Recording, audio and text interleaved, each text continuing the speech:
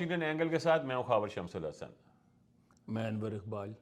انور صاحب، یہ جو غازہ کا، بلکہ غزہ کہتے ہیں جو عرب ہیں وہاں کے، جی وہاں جو یہ سلسلہ چل رہا ہے اور تھمنے کا نام نہیں لے رہا، اس کو لگ رہا ہے کچھ لوگوں کا یہ خیال ہے اور جو آثار نظر آ رہے ہیں کہ یہ اپنے پورے علاقے کو اپنی لپیٹ میں لے سکتا ہے، یہ آگ پھیل سکتی ہے.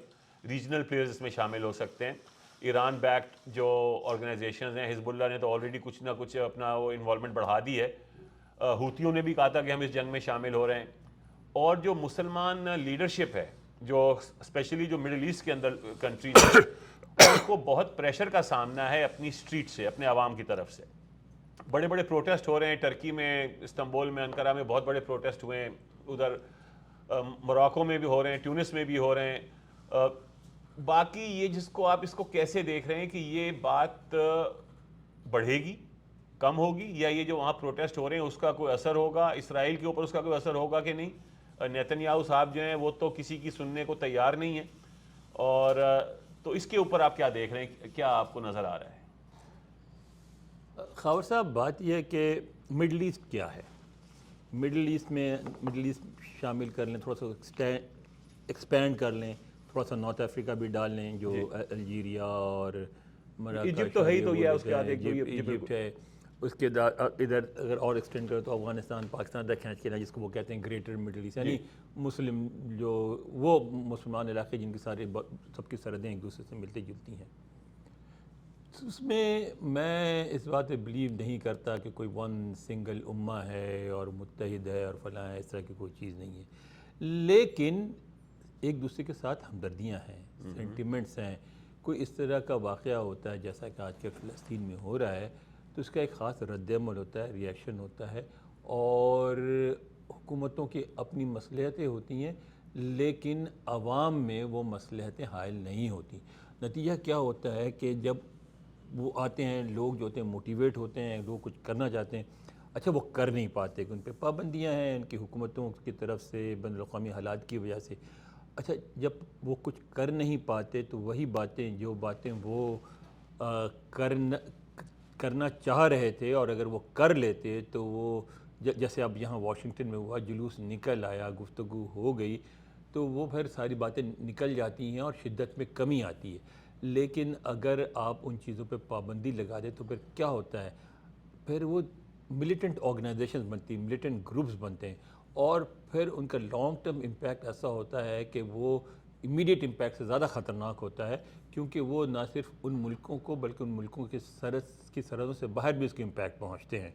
اور اسی وجہ سے میں سمجھتا ہوں کہ مڈل ایسٹ کے کسی بھی کونے میں کوئی بھی واقعہ ہو، اس پورے خطے پہ اس کا اثر پڑتا ہے. اب اس میں سلسلہ کیا ہے؟ سلسلہ یہ ہے کہ اسرائیل جب سے بنا ہے، وہاں اسرائیل کو لے کے ایک ٹینشن موجود ہے. ایک زمانہ ایسا تھا جو مسلمان اور عرب ممالک جو وہ کہتے نہیں، اسرائیل کو ہم تسلیم ہی نہیں کرتے، اسرائیل ختم ہو جانا چاہیے. وہ گزرتا گیا، ہوتے ہوتے مسلمانوں نے اس بات کو مان لیا کہ یہودیوں کا بھی یہاں حق ہے. ایک حقیقت ہے، اسرائیل ایک حقیقت ہے، اس سے نظر نہیں چرا سکتے. اسرائیل ایک حقیقت ہے، اس سے نظر نہیں چرا سکتے. وہ وہاں رہے گا اور اس کے ساتھ مل کے کام کرنا ہے. اور میں سمجھتا ہوں کہ یہ جو ریئلائزیشن تھی یہ سب کے لیے اچھی تھی اور اچھی ہے، کیونکہ اب اسرائیل نے بھی وہیں رہنا ہے. تو اتنے بڑے سمندر میں ایک چھوٹا سا ملک ہے اسرائیل، اور یہودیوں کی اتنی بڑی تعداد بھی نہیں کہ پورے خطے پہ اگر وہ بیٹھ کے قبضہ کر لیں تو پھر ساروں کو کیونکہ وہ کنورٹ بھی نہیں کرتے کسی کو، تو سب پہ پورے خطے پہ رول بھی نہیں کر سکتے. وہ ہمیشہ ایک عرب اکثریت کا علاقہ رہے گا، اور ان سے اگر ٹینشن رہے گی تو ٹینشن ہمیشہ چلتی رہے گی، صدیوں چلتی رہے گی. تو آپ صدیوں، کوئی بھی قوم چاہے وہ یہودی ہی کیوں نہ ہو، کسی خطے میں بیٹھ کے 500 سال 1000 سال تک ٹینشن میں نہیں رہ سکتی. ٹینشن کے فری رہنا چاہتا ہے انسان.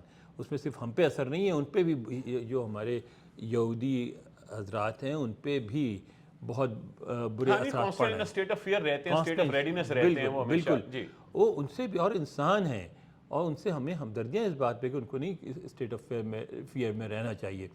مگر مسئلہ ہے خاور صاحب یہ کہ اب اس کا حل کیا ہے؟ اس کا حل یہ ہے نا کہ جس طرح مسلمانوں نے ایک ریئلائزیشن کو ایکسیپٹ کیا کہ ہاں، یہ ریئلٹی کو ایکسیپٹ کیا کہ ریئلٹی یہ ہے کہ اسرائیل ایک ریئلٹی ہے اور اس کے ساتھ ہم نے کام کرنا ہے، تو پھر اسرائیل کو بھی ریئلٹی کو ایکسیپٹ کرنا چاہیے کہ ریئلٹی یہ ہے کہ فلسطینی ایک قوم ہے جو وہاں بڑے صدیوں سے بیٹھی ہے، موجود ہے، اور ہم نے اس کے ساتھ کو ایگزسٹ کرنا ہے۔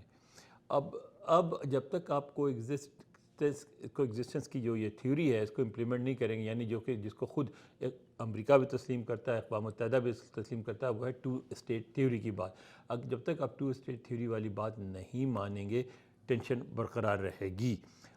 اس میں جو یہ کوشش ہے کہ ابراہیم اکارڈ جس طرح بنایا تھا کہ اس میں UAE نے تسلیم کر دیا، نارتھ امریکہ کے کچھ عرب ملکوں نے تسلیم سعودی کر عرب لیا، کرنے والا تھا، سعودی عرب کرنے والا تھا، تو اس طرح مسئلہ حل ہو جائے تو آپ نے کوشش کر کے دیکھ لیا، آپ کو اندازہ ہو گیا کہ کتنا وہ ہاؤس آف کارڈز تھا۔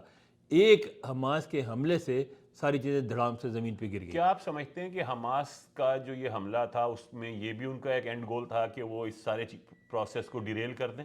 بالکل ہو سکتا ہے، بالکل ہو سکتا ہے، آخر خواہ اٹھ کے تو نہیں شروع ہوں گے نا۔ بالکل ہو سکتا ہے کہ انہوں نے دیکھا یہ ہوگا کہ بھئی فلسطینیوں کو تو اگنور کر کے بالکل ان کے ایک مستقبل کا فیصلہ ان کے بالا بغیر ہو سارا رہا ہے۔ فیصلہ ہو رہا ہے، ان کے بغیر ہو رہا ہے ان کے مستقبل کا فیصلہ، تو انہوں نے کہا کہ بھئی اس پروسیس کو ہی روک دیا جائے۔ وہ پروسیس رک گیا، اور یہ آج نہیں تو کل کوئی اور واقعہ ہوتا اس سے یہ رک جانا تھا۔ اس طرح جو ہے نا آپ بالکل عوام کو اگنور کر کے بالا ساری ارینجمنٹ کر کے اوپر سے آپ نہیں بیٹھ سکتے۔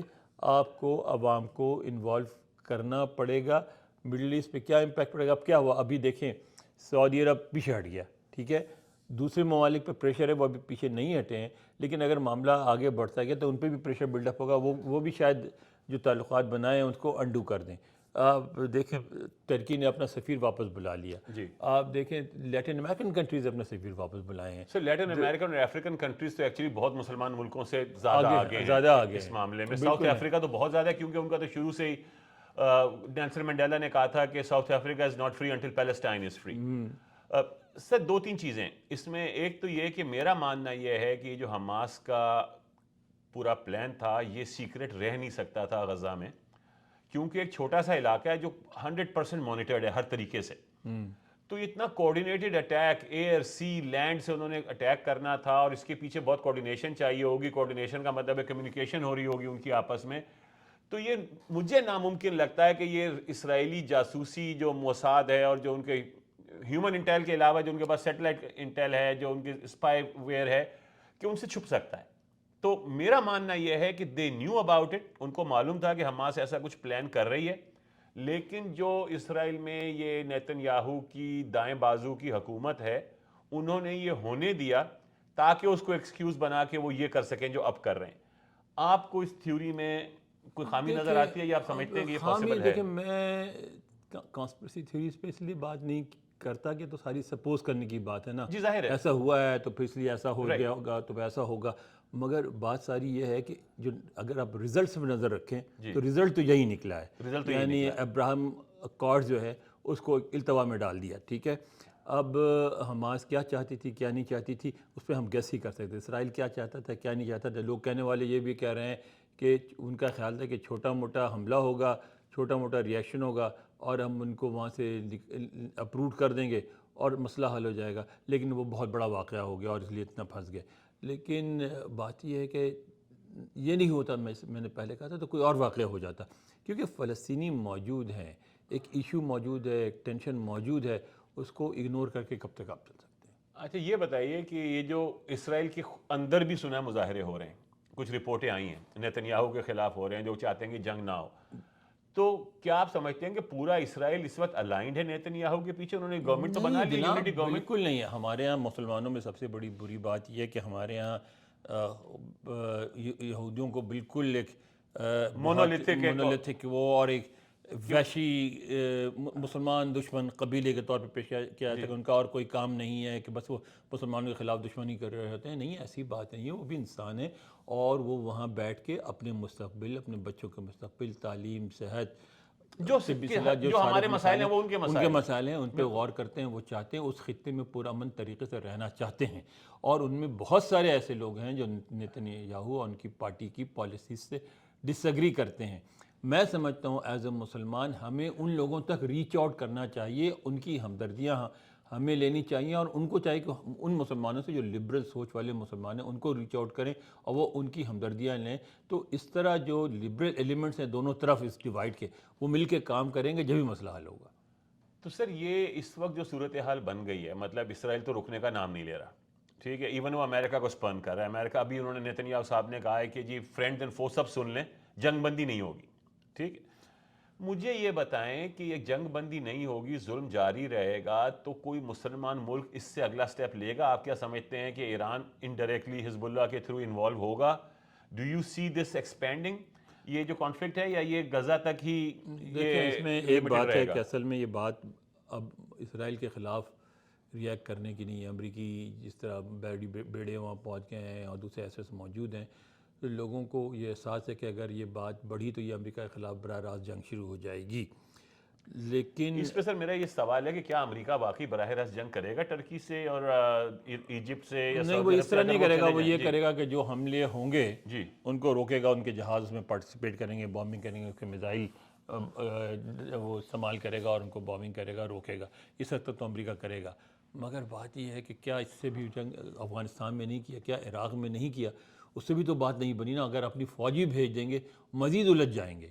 میرا نہیں خیال کہ یہاں کوئی ایپیٹائٹ ہے امریکہ کی فوج وہاں بھیجنے کی. آپ کیا سمجھتے ہیں؟ نہیں، لیکن اگر جنگ ہوئی تو پھر وہ فوج نہیں بھیجیں گے، لیکن ہتھیار تو استعمال کریں گے. نہیں، ہتھیار تو آلریڈی دے رہے ہیں وہ. انہیں دیں گے نہیں، استعمال کریں گے خود براہ راست. کس پہ استعمال کریں گے؟ میں وہی تو جو آنے والی فوجوں پہ جو بھی آ رہے ہوں گے. دیکھنے کا شکریہ. Please like, subscribe and click on the bell icon. Thank you. Thank you very much.